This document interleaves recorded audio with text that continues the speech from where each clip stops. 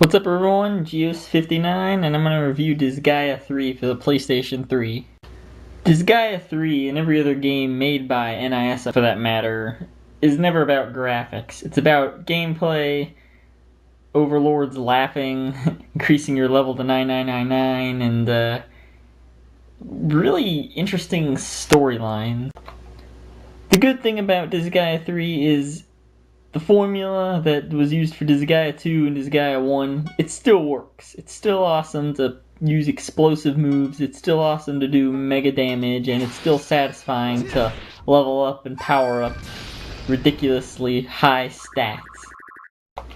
But, however, there are three things in this game that just are pretty irritating, actually.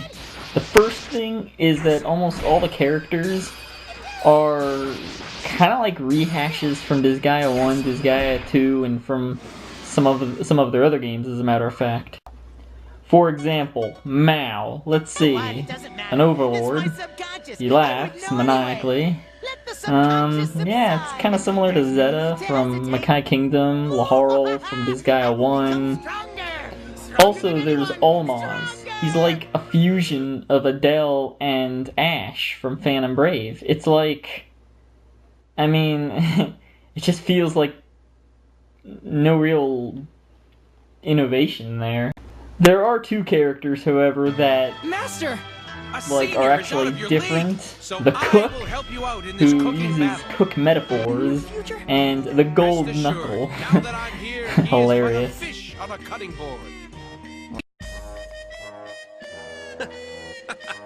Don't be too proud just because you beat the beheading master. There's a ton of seniors who are even better than the Knuck. If they ever decide to appear, you're just a twist of an arm. Remember that, jabroni.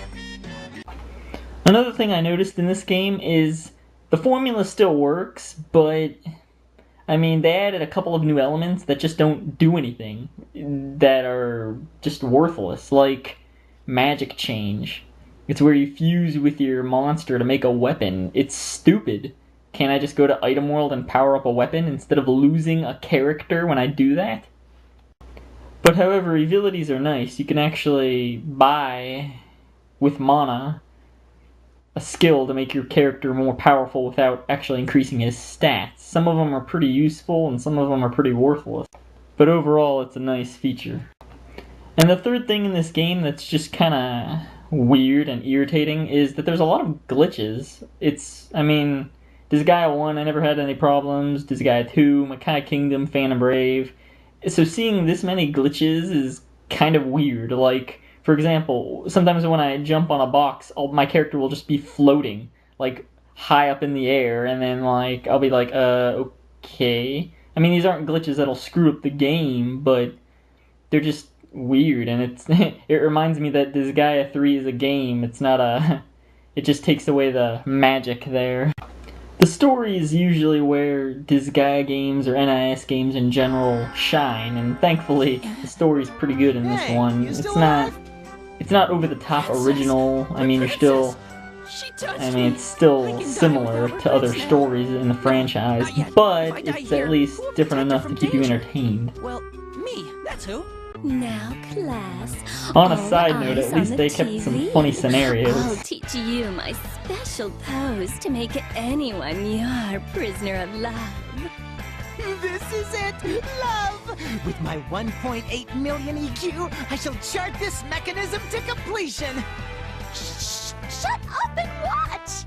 Now, thrust out your butt, and we're gonna move it smoothly.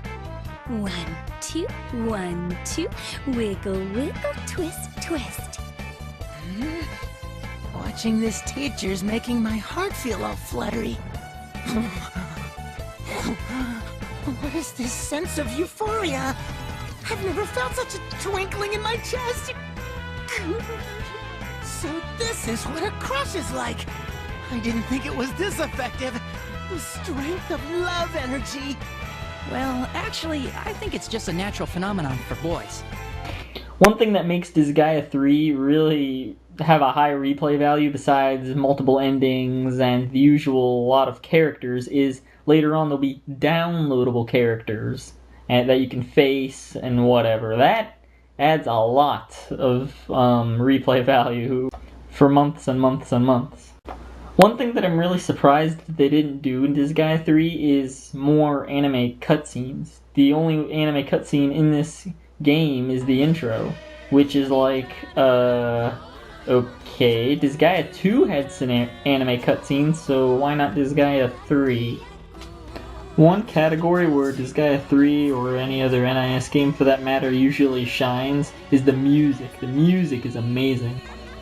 Overall, if you're a fan of the Disgaea series or NIS games or JSRPGs and you're not too focused on the graphics, this game is probably for you. I wasn't, amazed by the game, but overall it was satisfying and I still play it every now and then.